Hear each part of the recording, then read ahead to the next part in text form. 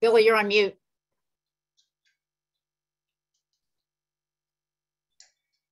Billy, I can't hear you. You're on mute. On mute. Okay, I'm unmuted. You're back. You can take a deep breath. Alice, thank you. Alika, thank you. Okay, well, I guess I know we were going to start right at 3. I'm going to wait till at least these few hundred people get into the room.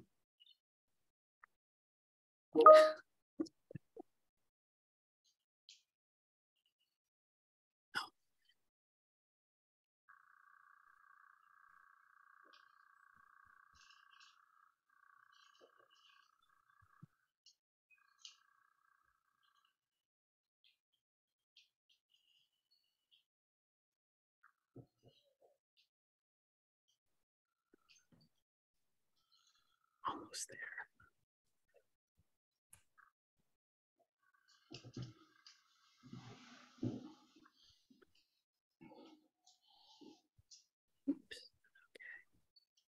All right. I know we will have more people, probably have some more people joining as we go, but we've got a lot to cover today. So I'm going to go ahead and get started. For everyone that's already logged in, thank you so much for joining us today. My name is Billy Golden. I am a member of the Drug User Health team at NASTAD. And I'm joined today by 2 of my colleagues, Alika Apadye and Juan Tirado. We are all on the Drug User Health team. Our webinar today is going to be moderated by Alice Bell, and our guest speaker is Jason Beinert. Just a couple of quick things I'm going to go over. Please, if you have questions for Jason, or anything pertaining to xylazine, anything like that, go ahead and put them in the chat box. I'm going to be monitoring that and keeping track of that. We will have some time for Q&A at the end of the webinar, so I'll try to get those answered for you at the end. If you have a technical question, if you could send that to Juan, that would be much appreciated. Other than that, the webinar is being recorded. You will get a copy in your inbox within the week. I would recommend checking your spam just in case, because sometimes our emails do go to spam. And we have had an overwhelming number of people sign up for this webinar. Our Zoom space allows 1,000 people. We have about 1,800 people registered. So for anybody who is connected to someone else that might be trying to get on, if we do reach capacity, if we do reach capacity, we are very sorry, but we will make sure that folks get that webinar, and we'll try our best to follow up with anything else that we can. So I'm going to go ahead and pass this to Alice. For anyone that's not familiar with Alice Bell, Alice is the project coordinator for Prevention Point Pittsburgh and a co-facilitator of the Opiate Safety and Naloxone Network, or better known as the OSN listserv. So yes, and again, folks will get a recording. Thanks so much.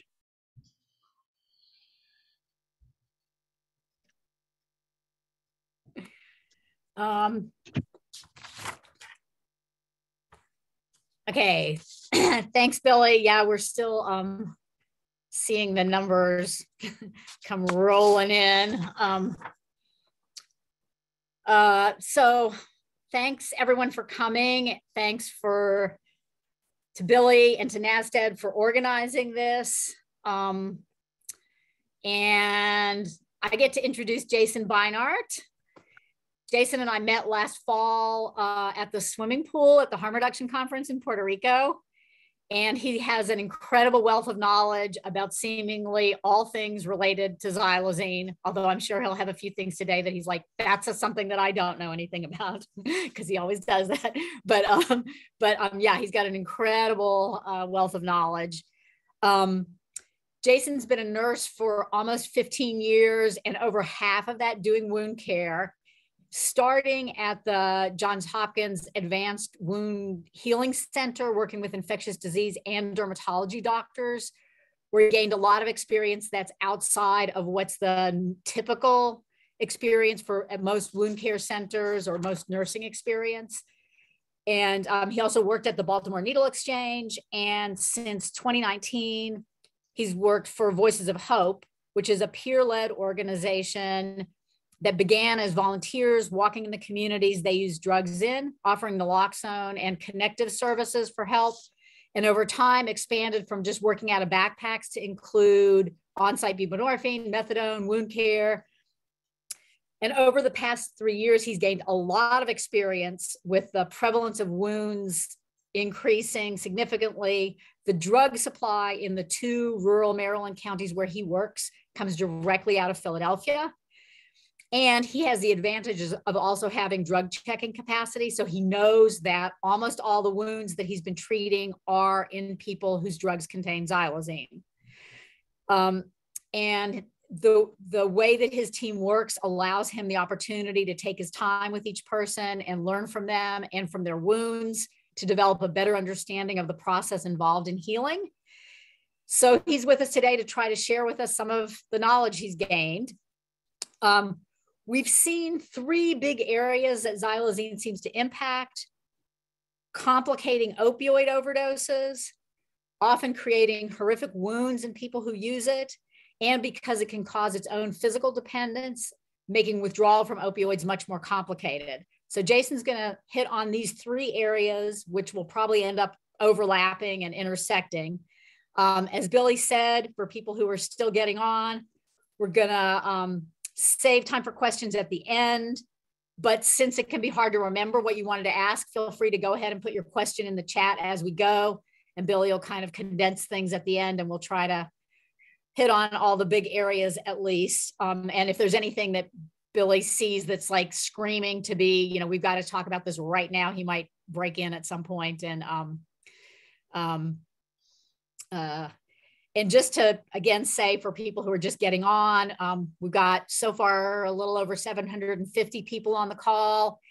If we hit 1,000, that's the limit. So if you know anybody who isn't able to get on, once they're registered, they will get a recording. So thanks for your participation, and thanks again to NASTAD for hosting us. Jason? Hey, hey everybody. This is actually kind of crazy. I didn't expect this kind of turnout when they asked me, and this just shows the need to kind of teach what I've learned. This is all on the back of every participant I've had the pleasure to take care of, and everybody that's given limbs and parts of their body and hours to listen to me talk to them and their willingness to answer questions. So I'd like to start every time I kind of talk about it, thanking them and the opportunity Voices of Hope has given me with being able to work in the community. So I want to thank again, like Billy and Alice and Alika and Juan for their help with this. This is actually really cool.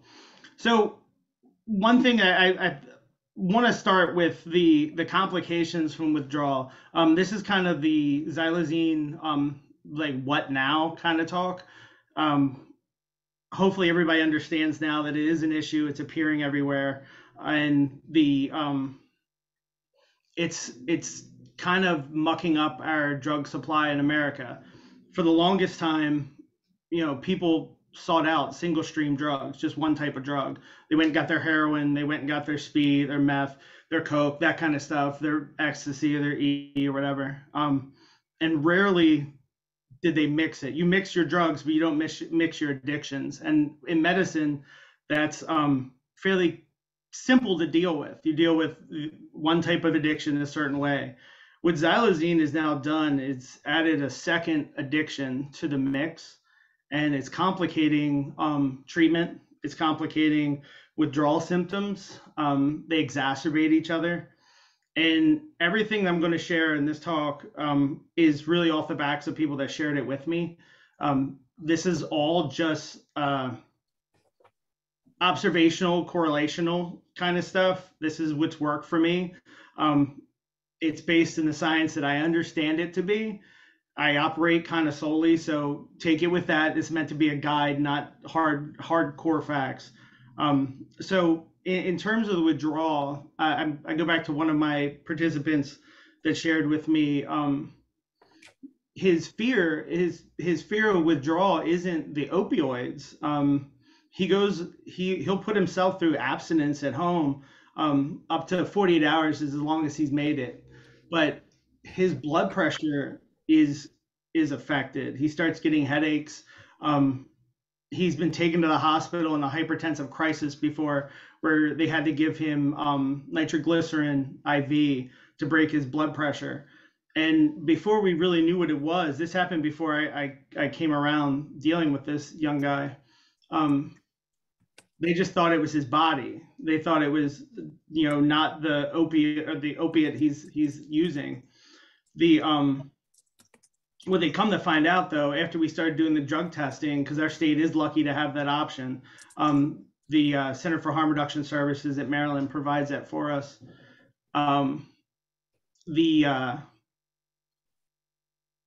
Once we figured out it was xylazine, we realized it's rebound hypertension that he suffers from. So his rebound hypertension comes from not taking xylazine, not from the opioid. And his hypertensive crisis is now what we're dealing with psychologically, trying to get him into treatment. And this young guy has terrible wounds on the backs of his hands. He deals with this daily. And his fear isn't from withdrawing from fentanyl. He knows it's going to be a long haul, but he also knows there's medicine to help him with that. The withdrawal from xylazine, the anxiety it brings, compounded with the anxiety already going through withdrawal, kind of compounds it, along with the rebound hypertension. So what I'm hearing and what I'm experiencing from other participants is kind of similar things. There's a psychological component to, as we all know, to regular withdrawal, the fear of it, like the vomiting, the flu-like symptoms, all that horrible stuff. But then there's something else. I've had participants in hospitals where they're actually managing the opioid well with PCA pumps, like regular around-the-clock opioids. And by day 4, they're crawling out of their bed still. They don't want to be in bed. They don't want to be at the hospital. And it's not because they're not getting fed the opioids they need. They're actually getting their fair dose of it. It's the xylazine, and hospitals really aren't recognizing this yet for a treatment modality. The go-to is clonidine, which unfortunately, when you look up xylazine early in the literature, and I found it a million times, they reference, it's a cousin to clonidine, so therefore it should work. It's like giving a whale a Tic Tac. It really doesn't curb all of the sensations.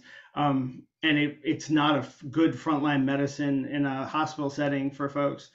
What the one participant that was literally climbing out of bed at his 4th day, he needed a combo of critical care medicine, IV, where you have to be monitored to get these drips. And they're complicated. These aren't things you can do in the community. These aren't things that are available to your local MAT or IOP. You need to be admitted and monitored. And there are a million cocktails. They're starting to pop up all over now.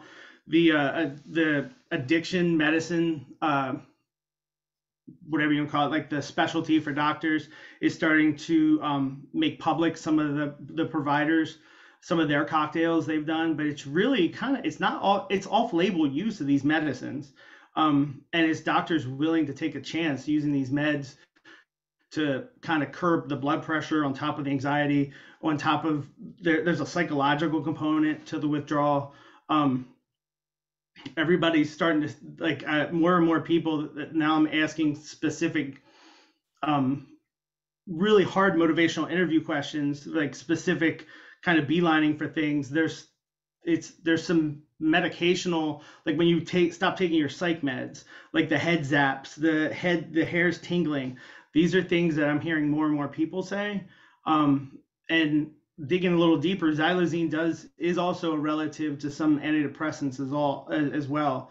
So my assumption is that cross combo, like we really don't even know what it does inside the brain, besides addiction. So back to that young man, I've been dealing with this guy that's paranoid of his blood pressure. So I've actually been on the phone with the hospital trying to figure out a game plan for him, to kind of eliminate his fear. And our local hospital isn't the place to take him. We're going to have to take him to Baltimore, to either University of Maryland or Hopkins. He needs hand surgery, so he needs a good hand specialist. But on top of it, he needs a good addictions medicine doctor that's willing to take some risks while he's getting the hand surgery to curb the addiction problem with xylazine. So that in and of itself, if it's not in your community yet, this is going to muck up terribly your MAT programs. My organization, Voices of Hope Maryland, contracts an MAT provider to be on site with us, and they're having issues with people. They're getting their methadone doses where they need to be, but there's still something missing, and the folks just leave. They don't come back, and we're seeing that handover in the other county, where xylazine in the one county is the drug supply in our northern county that I service is 100% Philly. In my other county, the Philly drugs are slowly coming down, but xylazine's starting to pop in the Baltimore drugs as well. And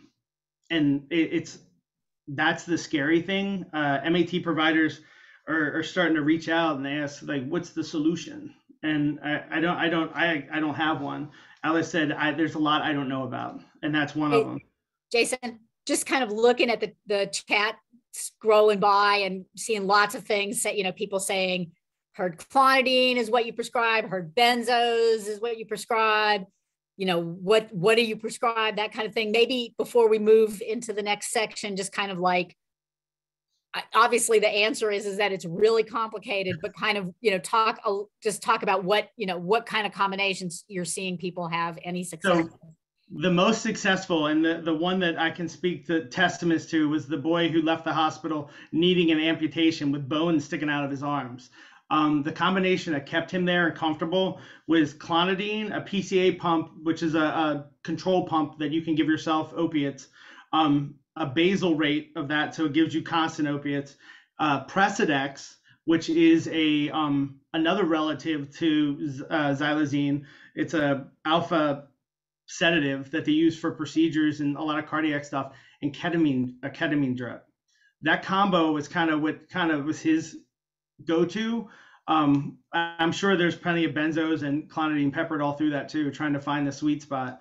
But I don't think it's easy to pinpoint the one drug, and that's where the complication comes in. Until we come up with like the golden key or the golden standard for care, it's going to be case by case basis until we can come up to a consensus medically inside where addiction medicine, emergency medicine, and this kind of experimental cocktail can kind of come to be. It's those kind of things are probably going to come out of teaching institutions. And before we move on from the issue of withdrawal, what about yohimbine? That's how you say it, right? That is something that they've explored. I've read some papers about it in Europe, and in the US, a lot of people are fearful of using it because of the wild blood pressure issues as well. One of the side effects can be a spike in blood pressure, and withdrawal from xylazine has been shown to cause rebound hypertension. So a lot of people are kind of nervous about using something that could give you a stroke if you do suffer from that rebound hypertension. It's definitely something that's on the table. It's what they use in animal medicine. My wife works with animals and has for the past 20 years, and they use xylazine all the time. And one of the reversals is yohimbine. So they're thinking about it, but the blood pressure issue isn't so crazy in animals. So it's something they can do, and animals aren't addicted to it. So the reversal is for an anesthetic reversal as opposed to an addicted reversal. That's a different kind of situation. So maybe this is a good segue into talking about the issue of overdose, because I mean, this would be like an antidote to it when we're seeing that the overdose from xylazine actually isn't killing people. It's not, it's not stopping people's breathing, but it's complicating opioid overdose. So you want to get into that a little bit? Sure. And this is interesting because some recent numbers came out of the one county where we're seeing like kind of the ground zero for us. The number of overdoses is kind of stabilized in our community. The one thing that they said was a small spike was the overdoses that resulted in death where naloxone was given, like when it was given appropriately by medical or prior to EMS arriving. That number went up. And that speaks testaments to the fact that we're not treating xylazine in an overdose situation as we should be. So what I'm hearing, and I learned this from Alice during where I first met her in Puerto Rico, is that really good motivational interviewing with your people is so important. You, as a nurse, you don't need 16 doses of naloxone to reverse an overdose. You need time, patience, and confidence that the drug will work. And that it's that 2 minutes of waiting that people panic. With xylazine, the overdose is further complicated because you might have reversed the opioid issue, but you're not reversing the lethargy and the breathing issues from caused by xylazine. And we, as in our community, have moved away from the comfort of, because of COVID, I think, and a little bit, we moved away from rescue breathing. And everybody thinks instead of rescue breathing, everybody thinks it's CPR. And that's a big teaching point. Everybody in each of your communities, if this is starting to spike and you're hearing people using more and more naloxone, IM or nasal, you really need to start asking the questions like, what did they, you gave 6 doses, what happened afterwards? Were they breathing? And it's the takeaway is rescue breath have to be administered. The human mind can last for about 10 minutes with no oxygen. 5 minutes gets you around the brain damage part. And rescue breathing isn't a fantastic mode of providing oxygen to the brain, but it will still keep it alive longer than if you weren't breathing. The one thing that we did in our community is start with the face shields, like the regular CPR face shields, providing them with all of the naloxone that we provide out. We're heavy on the nasal naloxone. I'd like to see us push a little harder into the IM naloxone, only for the fact that it takes time to draw the syringe up. I think I stole that from Alice as well. The time it takes to pull the syringe up is also that 2 minute time window where people panic and keep pumping more and more into people. I think that when you're dealing with and this goes back, someone else had thrown into a chat another talk about yohimbine as a potential reversal in an overdose. And that I think is something to explore as well, because that's what it's used in anesthesia for animals. But you also have to deal with that overdose of the hypertension thing. Are people able to deal with a stroke? Because you went from not breathing now to having a stroke, spike in blood pressure with weak vessels in your brain. But in our community, we're seeing more and more people have been coming in, like actually this week. It took 6 doses to reverse, and we still had to call 911. And when you ask about rescue breathing, and there has to be the question that comes right after that, you can't make people feel bad for using that much, but you have to ask them, did you do rescue breathing? Do you understand what that is? The majority of folks are saying no still. And we've been kind of battering this into everybody's head, but it's still an issue. We've been dealing with this since 2019, and our overdose numbers the fatals are kind of somewhat stabilized, but any life loss is a shame. But as a nurse or a medical provider, with a little like advanced cardiac life support, some places I've seen in Philly, they take oxygen with them. That's a super effective way to providing oxygen to a person that's shallow breathing. I don't know what the legality is, and it's not my place to ever say these kinds of things are legal or not, because it's saving lives. It's true harm reduction, though. I think that's a benefit to the willingness of people in harm reduction to make those risky choices, or those kind of on the edge choices with stuff. So the takeaway from all this, and this is, the one thing is you gotta really badger your folks into understanding the need for rescue breathing and what that means. Giving the naloxone, waiting the 2 minutes, providing rescue breathing at that time, and then the actual reverse of the overdose may not look like you're used to. The person isn't going to sit up and talk to you. You're giving them 6 doses. They're not going to sit up and fight you. They may just start breathing. And that breathing is what you're looking for. Being able to sit and possibly count breaths. Shallow breathing really doesn't count. You may have to rescue breathe. I've heard one horror story of someone that it took an hour for them to come back around. And they were rescue breathing for them for an hour. That's how long it took EMS to get there. They were out kind of in the middle of one of those square states in the Midwest. It took them forever to get somebody. And they were literally rescue breathing for an hour. And that might be what it takes now. Until we come up with a better solution, naloxone first line and rescue breathing. Like, people are dying from it. I think we've talked about this a number of times, and it seems like that's what we keep coming back to. And I was at our syringe service site on Sunday working, and somebody came in and said that they had used 4 doses on someone, and they said they were breathing, but they didn't, but they weren't conscious. They didn't wake up. And so we kept giving them more. And so we're really reinforcing that once they're breathing, more naloxone isn't going to help. Make sure and check their breathing and support them until they wake up, but to keep pumping them with naloxone. And, we've heard stories about people really being pumped full of naloxone and then puking their guts out. So you can really have somebody who's, potentially aspirating on puke, and so kind of going back to our roots, that before we had naloxone, we taught people rescue breathing, and that should be part of the equation. And I just want to add, there is an issue with there is lung trauma that does occur from overusing or too much naloxone in a body. It's not as rare as some people make it out to be, and it's from I was talking to a Baltimore City provider in the emergency room.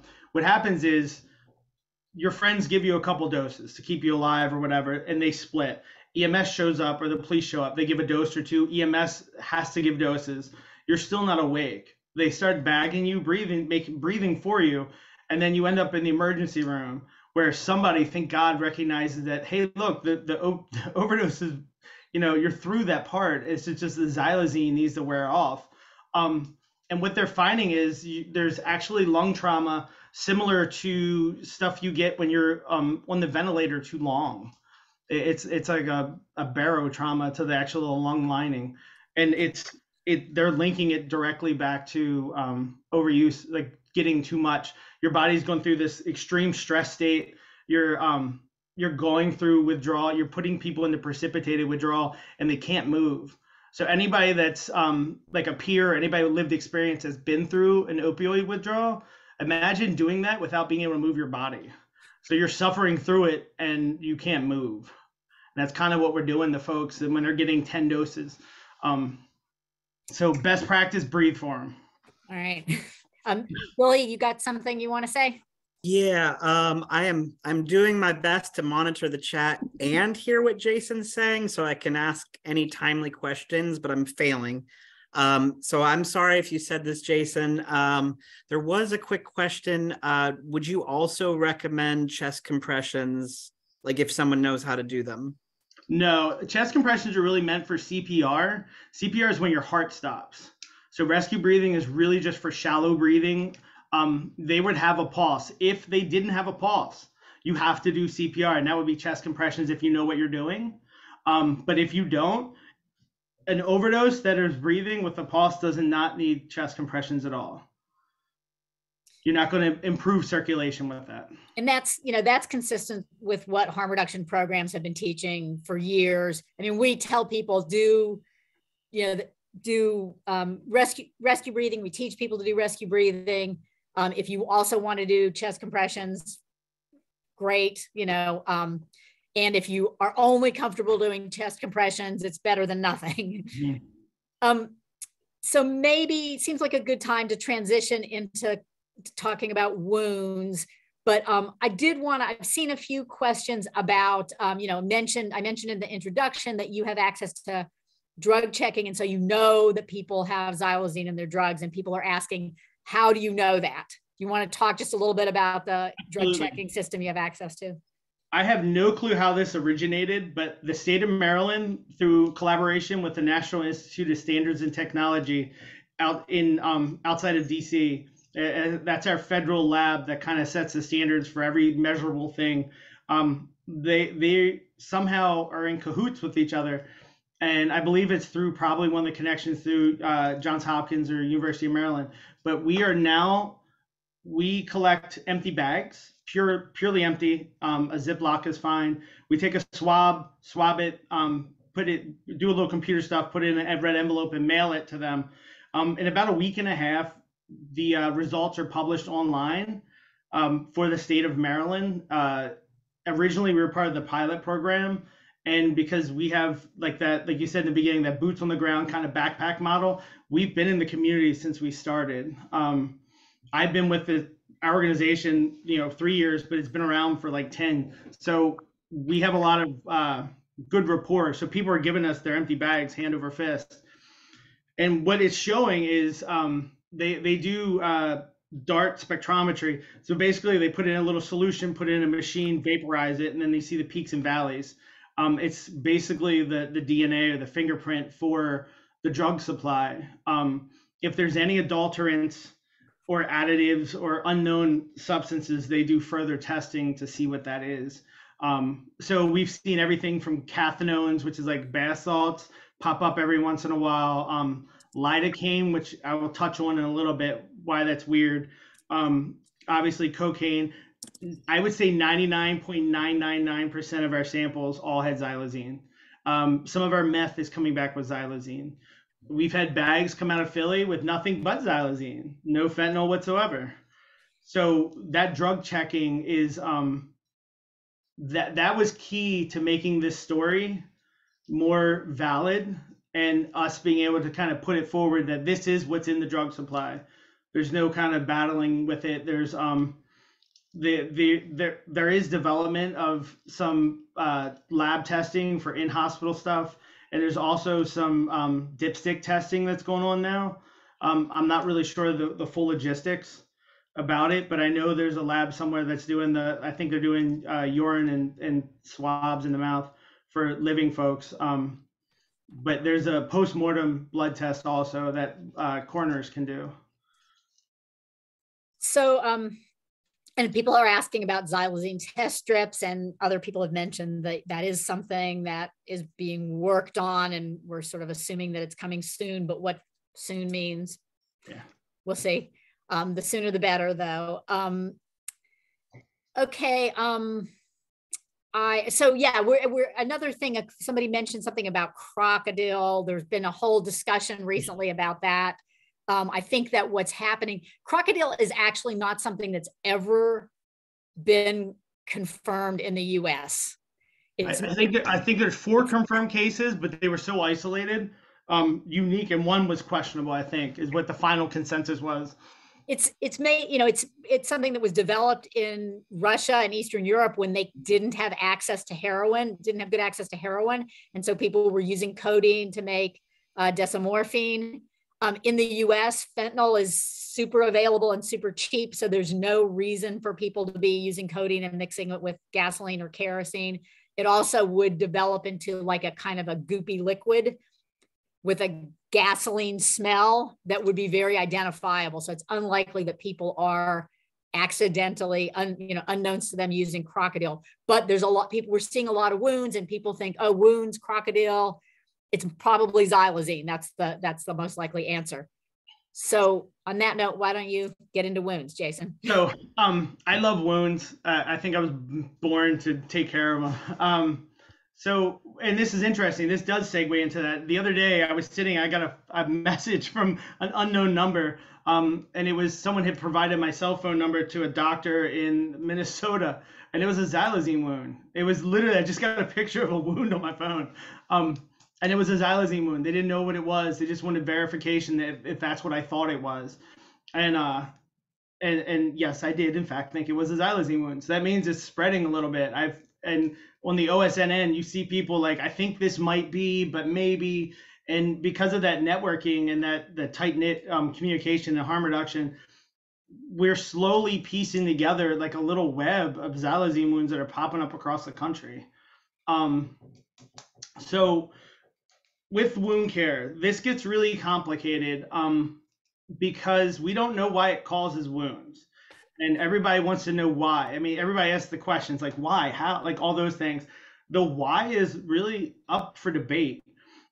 There's a lot of theories saying that it causes vasoconstriction, meaning that the vessels clamp down around the tissue at the injection site.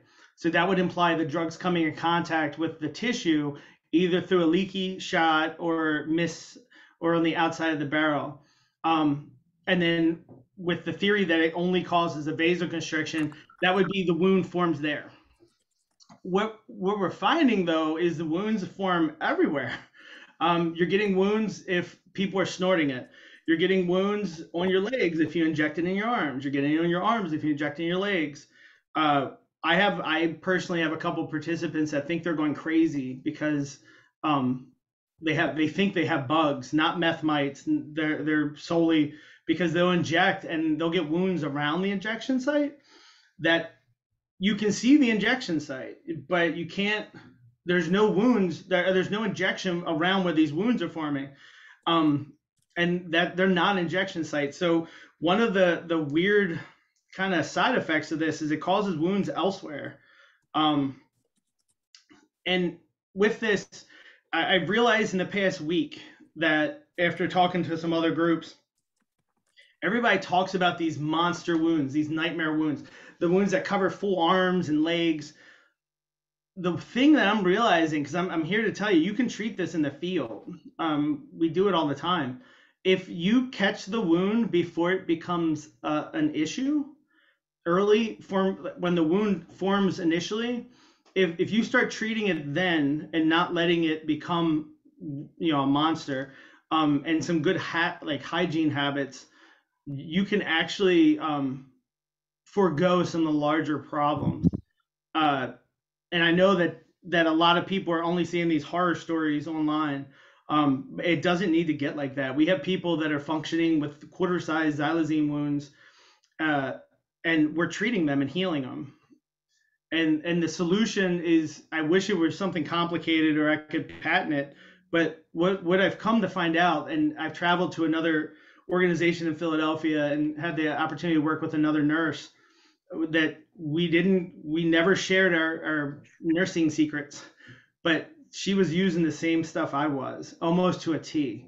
And it wasn't like we read about it. We found what worked and we're using it. And it's a burn dressing. It's called Zero Form.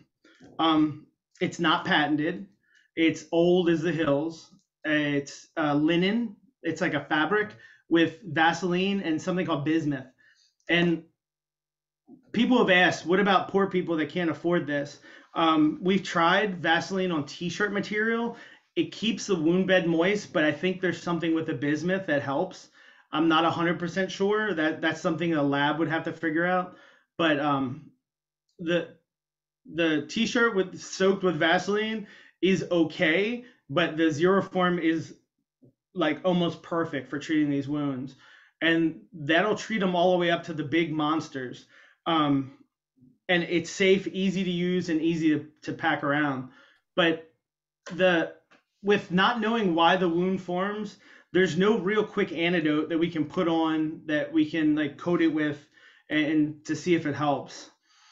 what the consensus is, it's has something to do whether it's overworking or under triggering your immune system, like the part of your immune system that causes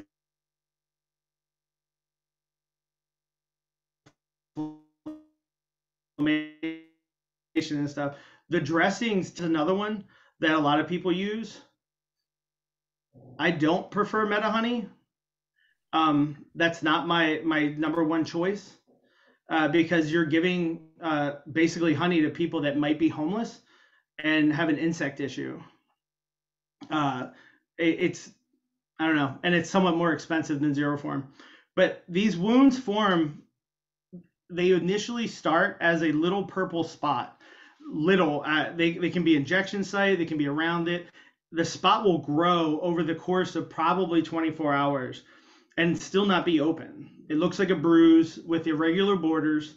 And if you at that moment start treating that wound, covering it, keeping it moist, it doesn't really progress into these beasts that everybody's, you're seeing on the news and online and stuff.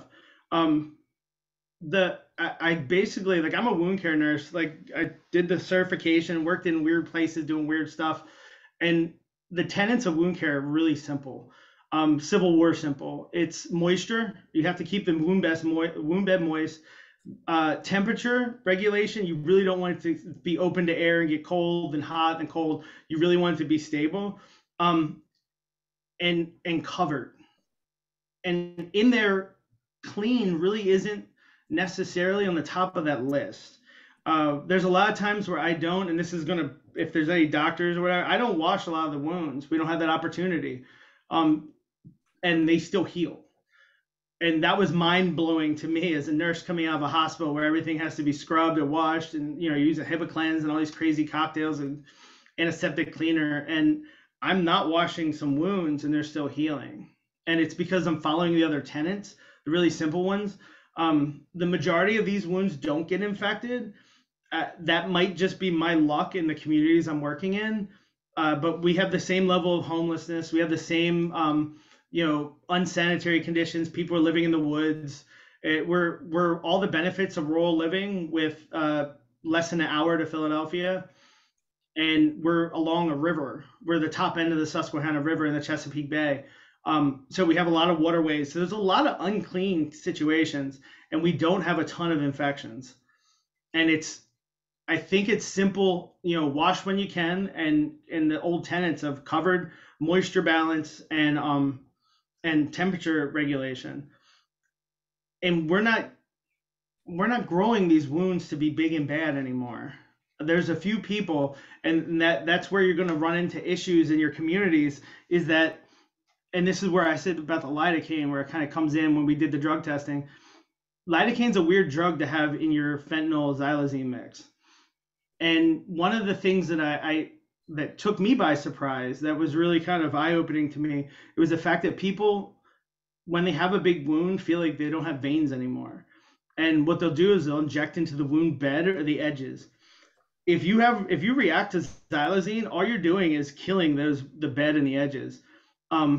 Almost to the point where from like a 5-yard pace, I can tell if you inject it into your wound, just based on the way it looks.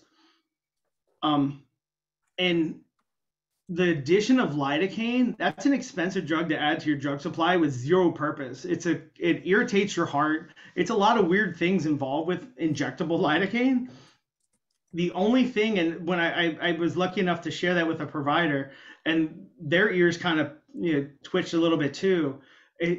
It seems like it's being placed there possibly so people continue to inject into their wounds, so there's less pain involved. I'm not 100% sure. That's speculation.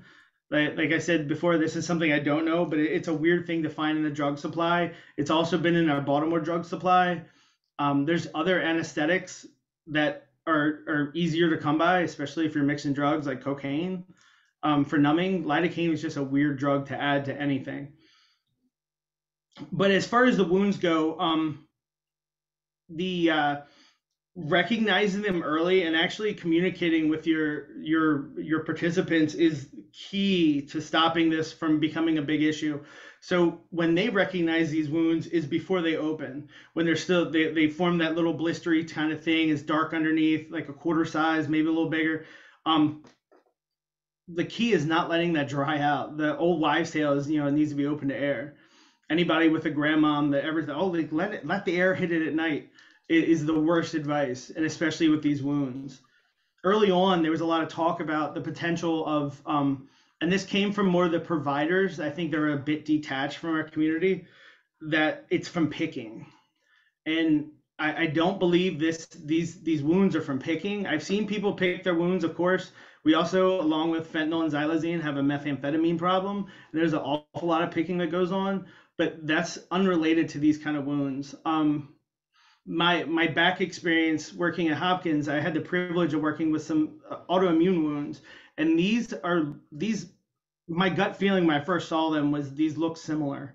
And this is where, like, I hope someone on here is maybe a dermatologist that wants to learn a little bit more about xylazine and has a participant that's been injecting, that you could do a punch biopsy to really see what the edges are showing.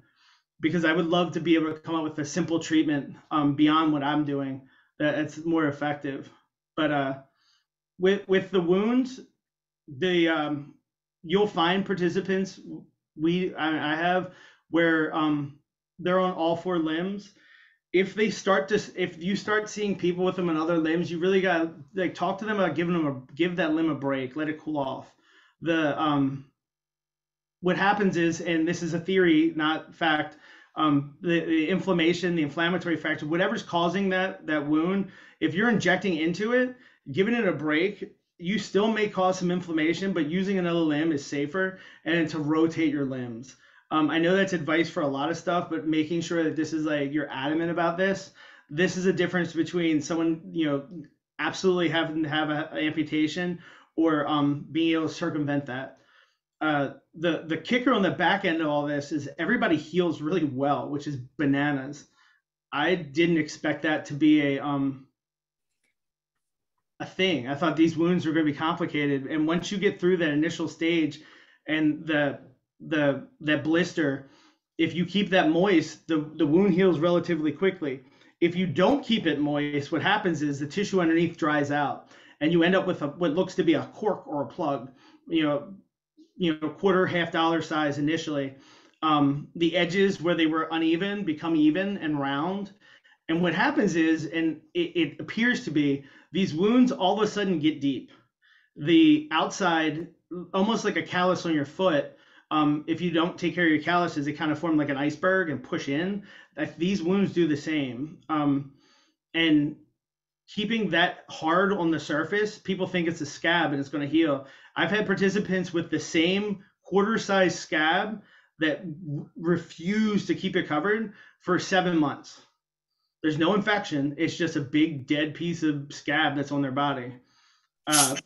When they actually cover it, it's pretty impressive. Within the first month, the hard stuff starts to soften, and that's where I really push soap and water and a clean washcloth, if possible, because as it softens, it will come off on its own, and then the edges will start healing in. And it's that softening and detaching from the edges that actually give the body a place to heal. Up until that, you have like a 2-inch spot of like concrete dead tissue that isn't moving. It's not getting infected, but it's not moving.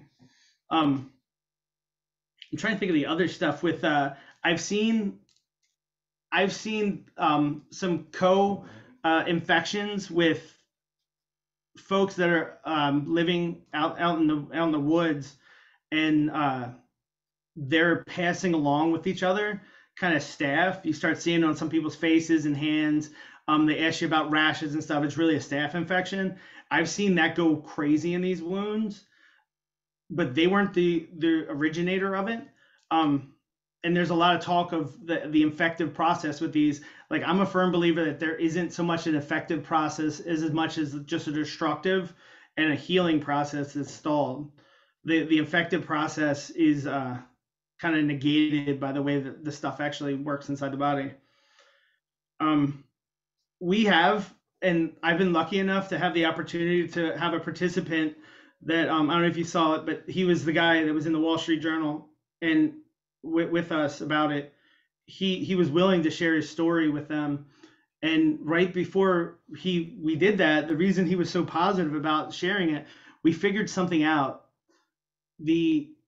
In the hospital, you have these little screw-on things that go into the Lorlock syringes that are atomizers. They're meant for giving like nasal naloxone when you only have IV. They screw on, and it's basically just a little mister, almost like you would see in your Flonase or something like that. But we came up with a way. He's using a speck more than he normally would to remain high, but he's not causing himself any wounds at all. And to get over the ritual part, we discussed this later on after he kind of adopted this way of using. I gave him a 3 cc syringe, so it's a little bigger, so he can pull things up. He has that ritual of pulling up and drawing, and you get a barrel feel when you push on that. So he's still having the ritual. It's not the same flash and the draw and the blood in the syringe that some people drool over, but he's able to flip that ritual into the pulling up for his nose, and it's not causing him wounds. The only thing he's having an issue with is affording the extra bags of fentanyl. This was a groundbreaker for me because this kid he still may, but he was going to lose his hands, and we've healed him. At the present moment, I've healed both hands 5 times, and the 6th time was looking bleak. And he just keeps using in his hands because it's easy. There's some mental stuff going on with it. It's kind of like going against his family that he lives with because they can see that and it makes them upset. There's a lot of stuff that goes into that, but there's a lot of mental stuff that goes into having a wound and being addicted to drugs as well. It's morally breaking of folks.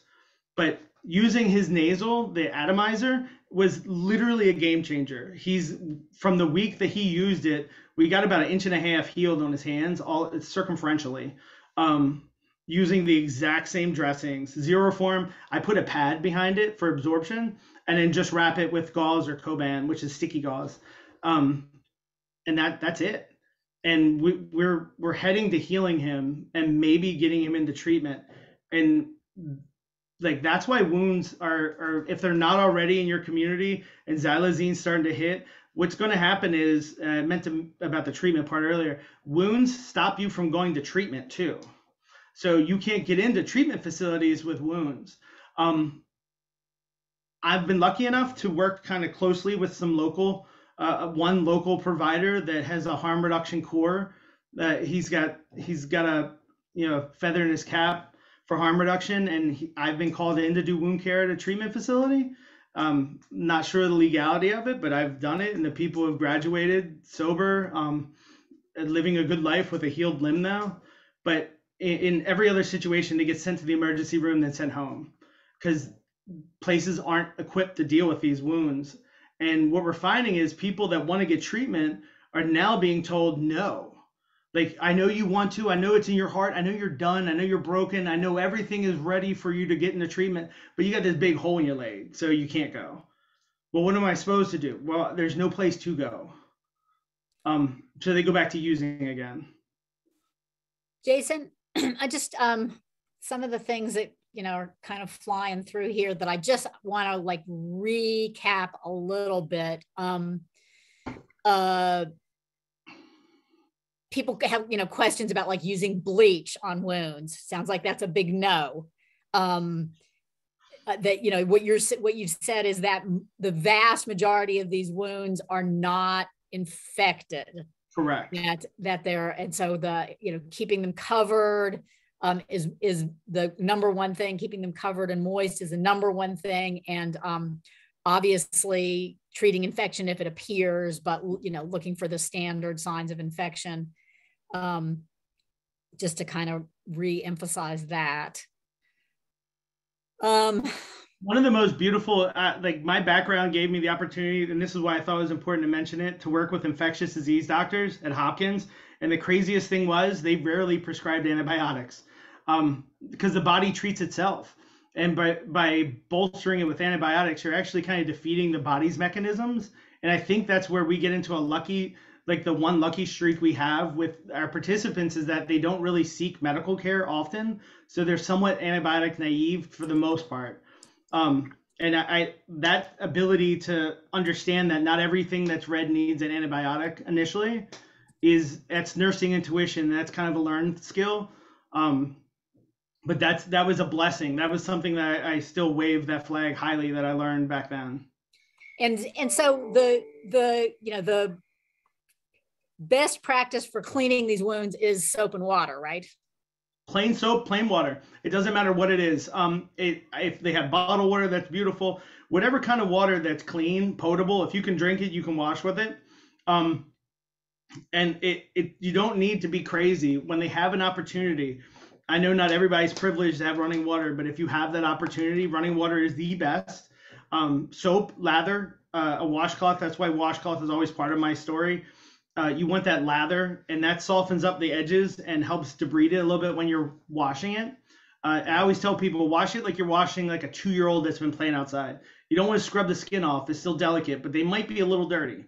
So, give a little pressure, not too much, and running water to rinse off the soap. But that is, I have never suggested any kind of cleaning agents.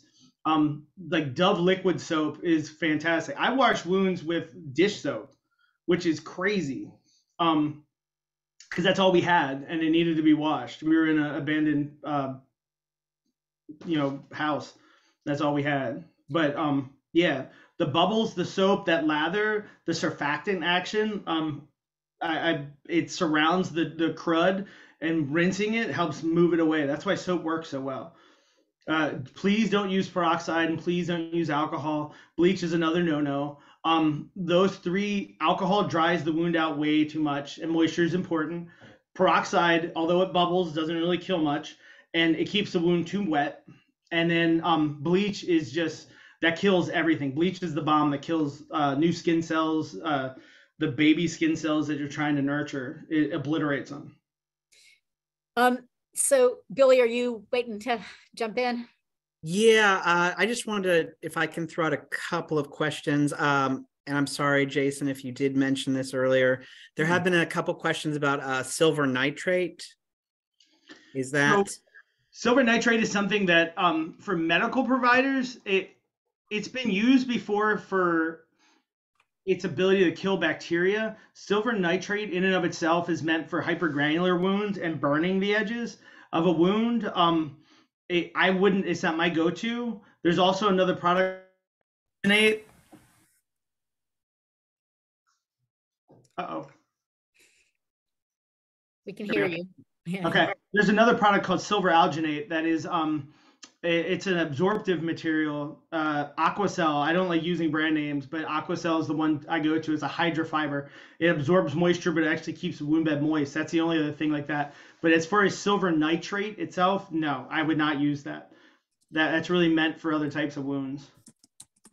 Thank you. And then another question. And I feel like, a lot of what you're saying is addressing some of the many questions we're getting. There was a question, can you talk about what differentiates, between xylazine wounds and deep abscesses? Absolutely. That's a really good question too, whoever asked it. There's a big difference between them. A deep abscess will form as a hard red ball. Like if you had a missed shot with meth or cocaine, like you end up with a deep tissue. The tissue's dead on the inside, deep, and then you end up with an infected process. These wounds are superficial. They're on the surface of the body. They don't form big, hard red lumps. They look like red blisters initially. And recently I've started to differentiate. There's two different kinds that I'm seeing wounds. One has a kind of a white center with a red flared edges, like irregular edges, and the other ones have a purpley center. The blister can have red, like a red juice inside, if you will, fluid. It's a little darker than normal red, but it doesn't go deep. So your deep abscess is going to create the heat, the swelling, the pain, the lump. Sometimes people can't move their limbs. These wounds don't start like that. And I think they appear kind of innocuously. where I think is where we get some of the trouble, where you see people not treating them. They let them get hard, be like, oh, this is going to take care of itself. It's just like a missed shot, but it doesn't heal for months. So those are the two big differences. One is deep, and one is like obviously dead tissue and like kind of a ball area, because of like a deep abscess, or it's an effective process deep. And these wounds, like I said, are usually within the first, like initially they appear to be about like half a centimeter, like 5 millimeters deep, and they get deeper if you let them get dry. Another question that's been asked a number of times, and maybe you said this, I've also kind of been going back and forth between the chat, but people asking about whether people are getting wounds when they're not injecting, like smoking, boofing. So yes, I don't know why it's happening. The guy with the atomizer, his is mixed with water, and I gave him a larger syringe so he can mix more water with it. I have a theory that it's sitting on broken mucous membranes, and a powder going into the nose, if you were just snorting it, will have a tendency to dry things out more, crack and damage your sinuses. The boofing, we have not had anybody talk about using it rectally at all. It's been suggested to multiple folks. I don't think our community's kind of down with that, or admits to being down with that. Smoking it, we had one incidence of a girl who only smoked her fentanyl, and she had weird wounds on her face. And I was concerned that they looked similar to another type of adulterant wound from levamisole, from cocaine. And like the girl had only, per her, and I had no reason not to trust her, was only smoking her fentanyl, no meth or no other substances in there. And when she stopped smoking her fentanyl, her wound stopped. I actually sent her to a dermatologist, and I haven't seen her since. She's fairly young, and I didn't want her face to be damaged from trying to hold out. So snorting it, yes. The other way, and this is weird that it never dawned on me, but it's just ingesting it. People have been taking the drugs from Philly come in little paper bags, and one of our participants was like, I just gave up on these wounds, so I just fold the bag in half and swallow it. It's mind-boggling that I didn't think about that. Like, as a nurse, you only get things IV or by mouth normally. Why it didn't dawn on me to take it that way. The guy reported no indigestion, no problems, no bowel issues later on. He also didn't have any withdrawal symptoms, and he was decreasing his amount he used every day by just eating a bag, and was able to maintain that through self-control. But so smoking, yes. Injecting, yes. Boofing, unsure of. Mixing with a lot of water in the nose in an atomizer, no wounds. And we're now 3 weeks into him using that way, and his sinuses are fine. He's not blowing bloody chunks. The one telltale sign that you are susceptible, because not everybody gets these wounds either. The one telltale sign you're susceptible to these wounds, if you're snorting it, you'll be good for a couple days, and all of a sudden it'll feel like you have a sinus infection. And when you blow your nose, just huge chunks of tissue and stuff come out, and that's your sign to stop, and your participant's sign to stop. But that's that's all I know. I know there's people have talked about using a vaporizer, like to literally vaporize it, like you would dabs or something like that, but I'm unsure of that. No one in my community's done that yet. Can I also add to this, since we are talking about smoking and inhalation, there's been a lot of questions on if you know of any effects internally, like on the respiratory system or in the lungs from smoking xylazine. I do not. And that's something I'm really curious about. Mm-hmm. The participants we've had that have been using it that way, have not said anything about it, but they're breathing normal. I'm very nervous about that. Your lungs are very delicate. Anytime you're adding a new drug to a smoking regime, it's complicated. A lot of our participants smoke also, like cigarettes, so they're compounding the issues. It's not my go-to method for consumption, just because of that.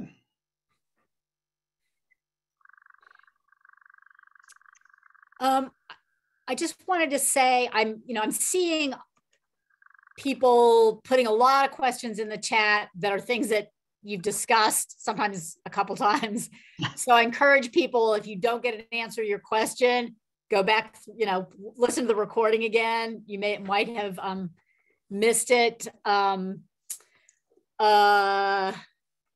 Do you want to run through sort of, like for an outreach worker, what are the basic supplies that would be, optimal for them to be able to have to give to people? Absolutely. And I think this is a new interest in a lot of people are starting to ask these questions. When I first came on board with Voices of Hope, they like, oh, we have access to, we can get medical supplies and stuff. I thought I was a pig in heaven. The reality was I dumbed it all down eventually to just 4 items, maybe 5, but my trunk is full. Like, I just take my car around. So my trunk stock is very, very simple. Besides Band-Aids and gauze and like simple, like little things that you can give folks, it's, I like everything kind of being simple, and people can cut things if they need to make them smaller, but abdominal pads, ABD pads, 5x9. I also typically give out 5x9 sheet of zero form. A lot of times their wounds aren't that big, so that you can cut them down to size. And then gauze to secure it, whatever kind of roll gauze. And I made sure we're getting the longer rolls, because sometimes legs take a lot to go around. And then the sticky gauze, the Coban, I think that's probably the most expensive item we order. And it's just basically a gauze that sticks to itself. Vet wrap is another name of it. I really don't know how the hell it works, but it's kind of magical. But that you can use less gauze, but sometimes you have a tendency to wrap it too tight with that. But that's literally all I take out. The majority of my folks that actually have an abscess, it's a whole different thing. But I'm an old traditionalist with warm compresses till it opens, and then we see what we got after it opens. But these xylazine wounds, I'm treating every single one. That's why I think I'm humbled by the fact that all these people are on. But my secret is so simple. It's the same 5 things for just about everybody. And what I've seen is people can share them also. It's not something I condone, and we're not made of money to be able to do that. But if someone's out of supplies, everybody knows how to use it. It took a couple months of using the same products, but everybody's familiar with it. And everybody's like, oh, I got it from, my girlfriend. I got another sheet of this. If you can't make it out here, I can get another sheet. So keeping things simple for the outreach worker.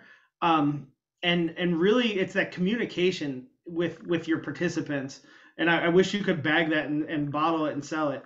But having good communication, just don't treat people like, just another person in a store, like a shopping store. Treat them like they matter and actually listen to them.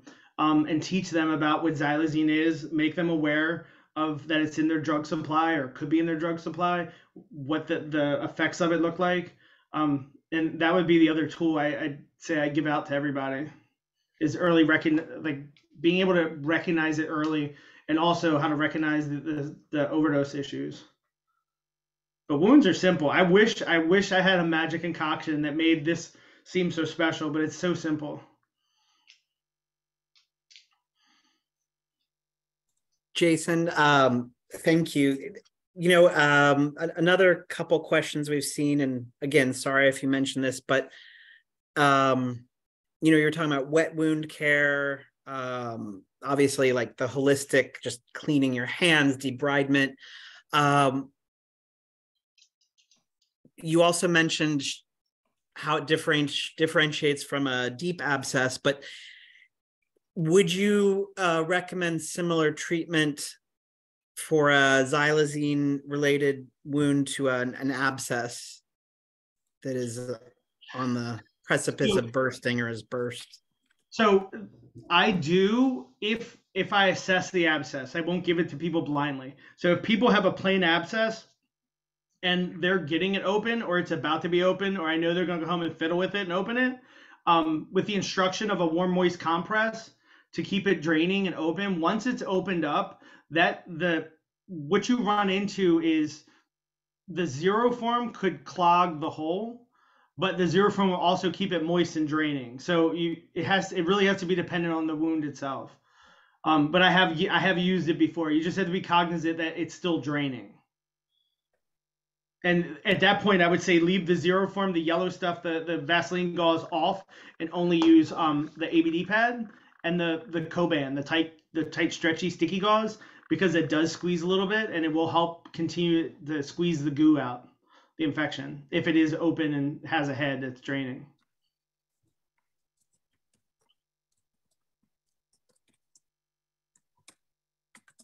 And on the note of keeping it moist, we recently had a young woman who I've been dealing with for a while, non-compliant as hell, but she's letting her legs dry out. She said she didn't have the time to change the dressings, and she basically crawled into our harm reduction center the other day in tears because it hurt so bad. Because what happens is once it dries out, it starts irritating the hell out of your nerve endings and actually tightening up all that tissue. And she was begging for the dressings again to get them moist. She came in the next day and she's like, it's a pain to have to change them because it's draining a lot, but I can walk again. But she does have she herself has an underlying infection that she's also in treatment for too, in her legs. And Jason, just talked a lot about zero form, and people have lots of questions about where you can buy it, and people have responded to that in the chat. But if someone doesn't have access to zero form, then you've said like A&D ointment. Keeping it moist, anything that will keep the wound itself moist. I'm a purist. I prefer, like, I'm very simple, Vaseline, simple. Especially like on the hard wounds, initially the small round ones that cork size or $50 size, like Vaseline on that with some gauze is plenty initially to soften it up. I think I don't know what the magic is with the bismuth. There's something there. I'm not sure what it is, but that's all. Like, that's just my go-to. Like I said before, Vaseline in a t-shirt, like a regular, not a stretchy cottony t-shirt, but just a regular flat t-shirt that doesn't have a lot of stretch to it, worked, okay for folks that didn't have it. Like I've been lucky enough, someone donated a bunch of Vaseline, like small tubs of Vaseline that I've been giving out to folks that are that always seem to leave our products everywhere after they leave. They don't bring their bags with them for whatever reason. So I've resorted to giving them Vaseline to keep stuff moist as it heals. Billy, are you seeing other questions you want to? Yeah, there are so many, and there's questions from other portions of this discussion that we haven't necessarily been able to get to. Are you okay with me just kind of throwing out miscellaneous questions that I've compiled as the best? Yeah. So can we have a part 2? Stay tuned, everybody. I'm just going to throw that out there. So there have been a few questions talking about prevention. Do you know of any way, for someone that may be using xylazine, is there any way to prevent the wounds, or any thoughts on that?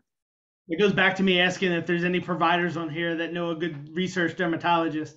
We don't know of any yet.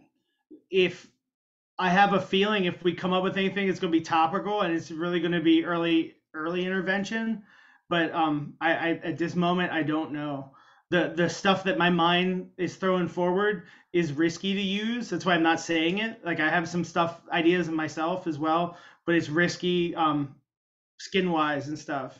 So until we get actual real understanding of wound margins, edges, and if there really are different form, like the way the wounds form, if there are a couple different ones, once we figure those things out, I think we'll know a treatment modality a little bit better, maybe preventive. But right now we're stuck. Xylazine's a bugger. It can't be tested on people. This is anecdotal. I know Hopkins is starting to do some research, but it's different kind of research. It's really compilation and case by case studies. The only thing in animal care that it says, the one warning in, I think, the Edwards Veterinary Manual says that xylazine can cause trauma in the hooves of horses that, or in the where the hoof meets the leg if they have bad legs. That's it. So we really don't know much about it. It's not known to cause wounds in animals at all. So we can't even fall back on that.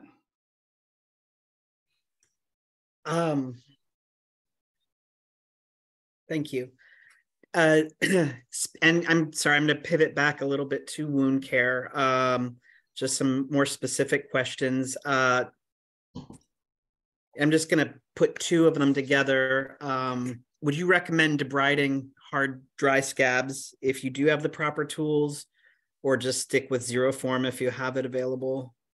So I have the provider that I was lucky enough to have working at the treatment facility, also doubled as a hand surgeon in like trauma surgery over in Afghanistan. I was comfortable with him actually cutting the tissue out. I don't recommend it. If you have the tools and you actually have the training and the skill, like my certification in my hospitals gave me the right to do sharp debridement. Not every state allows that in CWC, like certified wound care nurses. It's different, like from state to state. I wouldn't, unless you're comfortable, recommend it fully. That's why I went the route of softening and letting it leave. We were able to heal that person remarkably faster by removing it, but it's not something I usually talk about, just because it's not something I want people going out there and digging chunks of meat out. Because it's my instructions to the provider were not to make it bleed. Get it down to the healthy tissue, but not making it bleed might mean leaving some of that hardened stuff there. Because my theory is it might have an inflammatory response. And that inflammatory response will just get triggered worse by causing bleeding. A number of people asked for pictures, and we did decide not to include pictures this time. There are, I think, so I don't know if that's something that when we send out the link to the recording, if it's possible to have a few slides. People particularly asked about like, what about, what do wounds, early stage wounds look like? Because I think that's an important thing. I think it's easy to find if you Google xylazine wound images, you'll see the worst, worst of the worst. But maybe to see some of the early stages. I know you have a series where you have ones. So many. But so maybe we can do that. I don't know if it's possible, but My Google Photos started putting out feeds of my pictures like a year ago. Remember this? It was just wound pictures. See, I got plenty. And I'll send them to you so they can go out. Yeah, we can send out anything you would like us to add, and we will also send out the chat. There's been a lot of requests for that as well, so we'll make sure that happens.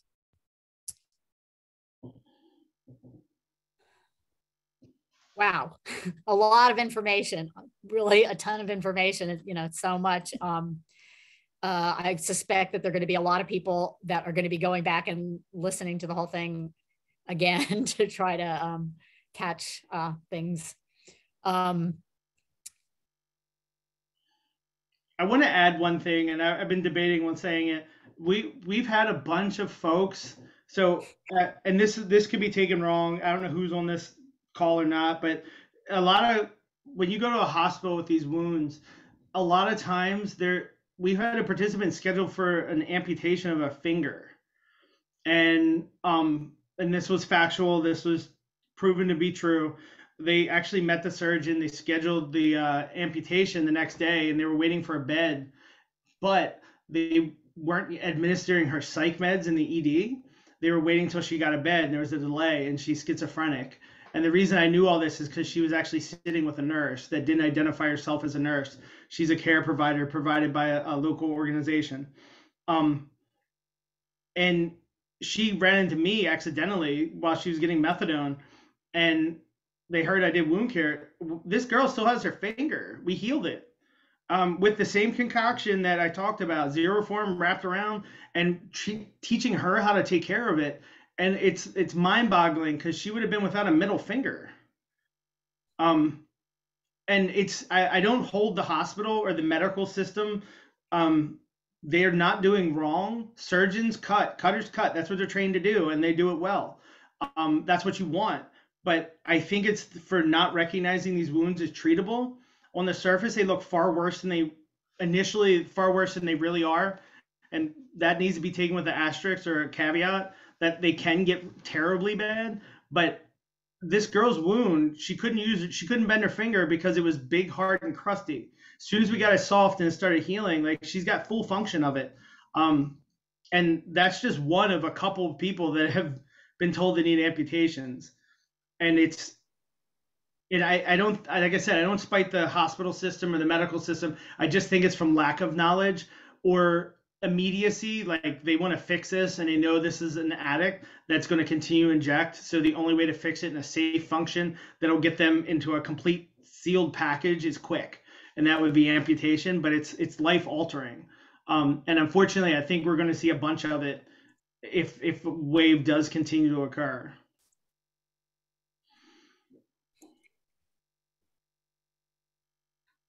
Jason, are you able to talk about, I know the FDA recently released a warning about xylazine, but do you have any suggestions for how folks in our community can help spread the word about the seriousness of xylazine and what to look for? There's a bunch of really good handouts that are available through the National Harm Reduction Coalition. I think Alice has pushed out some to her community that are available in the OSNN. There's a lot of resources out there, but nothing beats conversations. Just talking to people. Hey, like when you get high, do you fall asleep for 3 hours? Like that's usually my opening line, and people look at me like, yeah. I'm like, well, how long? Like, oh, it's been like that, since I've been using drugs. Like that's not normal. The getting high and falling asleep for a couple hours is not common. And that's the sign of xylazine. And that's like an opening way. If you're lucky enough to have drug testing in your community or can find a way to actually do like DART spectrometry or like mass spectrometry on your drug supply, I recommend looking into that, or at least trying to. The Raman drug sampler, the laser that they have out is complicated to use and doesn't really give you a perfect result. So you really need to see if there's like a research college that is willing to do it, if there's some government agencies that might be willing to do it, that kind of thing for your state. I know not every state is like as lucky as we had found ourselves to be. But those things, go ahead. I mean, the hope, I know that,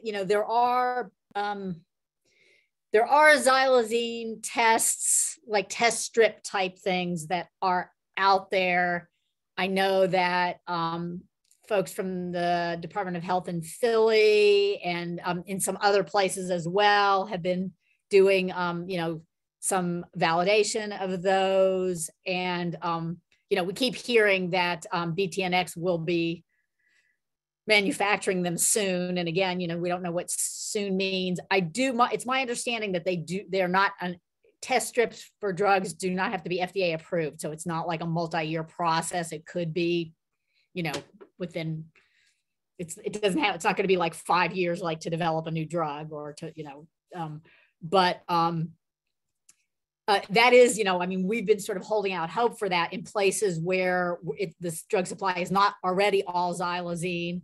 There's been some discussion about how in some places where there was levamisole and cocaine, that consumers were able to push back to people they were buying from and saying, we don't want this. We're not going to buy this. We're going to look for someplace else. So, I don't know if that's realistic, but, the knowledge, if people have knowledge about what's in their drugs, then it gives that possibility. You could only hope that the people who, understanding is that it's not being imported by cartels. It's being added at the local level. You kind of hope that maybe people would see the damage it's causing and kind of decide to, let's just go back to ordinary fentanyl. I think from a business point of view, the damage it's causing has been a good part for me to use for folks talking about recovery, talking about like getting into treatment and that kind of stuff, because they look broken and done. And it's kind of new to me because I've dealt with addiction for a while. I've never seen people look as broken as they do right now, like spiritually, emotionally, everything. So that's been a talking point. But unfortunately, we can't. Our community doesn't have access to drugs without it, and the community is addicted to it now. So to me, it's a selling point that would make sense if I were trying to make money off of addiction, is to add that to your drug supply. That's why everybody loves, we're in harm reduction. Most of us do this kind of stuff every day. We know drug dealers, we know drug users, but people want to make a buck. And that's another drug to be addicted to. And I don't think there's a ton of ethical drug dealers. So it sucks. I see there's some out there, but I think there's also, we've had issues where in Baltimore, I had some folks where they were obviously having xylazine wounds. We told them to seek elsewhere, but they were still buying the same stuff down the street, capped with a different name. Yeah. Yeah. Yeah. I mean, have heard of, some stories of places where there's drug checking and community advisory boards getting people who are selling involved, to be able to have sort of truth in advertising and what they're selling. So maybe there's hope. Yeah. So we're getting pretty close to the end. Billy, do you have other questions or just want to wrap up? There are other questions, but I think maybe if you can just field one more, what would you recommend, like at minimum, if someone is doing outreach, what would be like good for your field kit? Like specifically, like what to take out. So our outreach team takes out book bags. So we do syringe exchange or syringe. We're at SSP syringe program. When I go out, and I'm specifically going out with my book bag on, it's simple wound care supplies, your Band-Aids, your antiseptic wipes, your alcohol wipes, different things for cleaning. If I need to do spot cleaning of stuff. And basically what I already said, the Zero Form, the ABD pads, gauze, and when we have them available, the warming packs, like the pocket warmers for abscesses, I'll tell people to, hold, you want a wet rag if you can. If it's cold out, it doesn't work. You can't get the warming pack wet because it doesn't work. But if you put it in a bag and put that on like a wet washcloth to heat up your abscess. But my bag was very complicated when I first started, and now it's very simple. I try to keep it really, really simple. People don't like complicated things. I realized early on that doing stuff with people is where it's at. And the medical system, or at least where I came from, we do things to people with our stuff. If we do things with people with shared stuff and simple things, you get better outcomes. That's just this guy's observation, and it's been true for the past 2.5 years, 3 years. But this job taught me that simple is better, easier is better, but actually having the buy-in from the community is the most important part. The person sitting there needs to understand what you're doing, and they can do it too, and share that knowledge. I think that's sort of a perfect ending. Instead of medical folks doing things to people, do them with people, learn from them, as well as share your knowledge with them. I think the best practice. And it's great that you're working with an organization that's a peer-led organization where you're doing that every day. I have not had any pushback from doing what I do, and it's been a blessing. The red tape that I was used to is not there. All I need to do is say I'm working with people, and everybody just hands off and lets me do what I do. So I've really been lucky. I know a lot of people don't have that luck. I suggest you try to find it because your outcomes as a provider, at least for me, improve vastly. And my relationship with my participants, which I think I kind of live on, has improved vastly also. Well, thank you tremendously, Jason. There are people who have been saying this is the best webinar they've ever attended.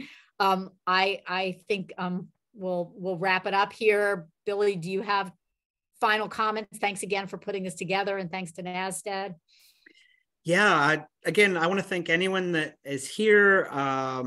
Thanks to Jason, Alice, Alika, Juan, and just kind of stating this again, we'll send folks the recording of the webinar. We'll send out the chat, any links in the chat, and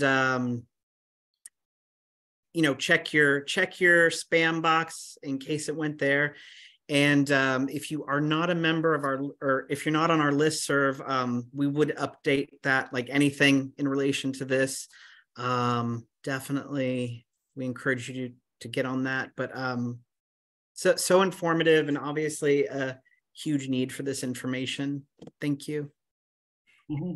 Thank you guys for having me, and thanks everybody for hanging out to the end.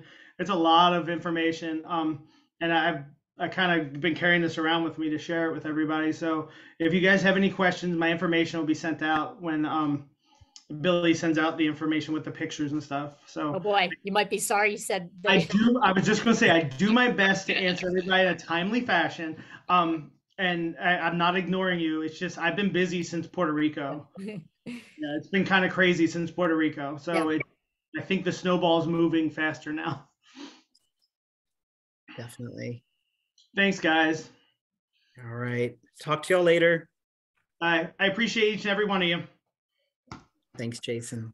Bye, Alice.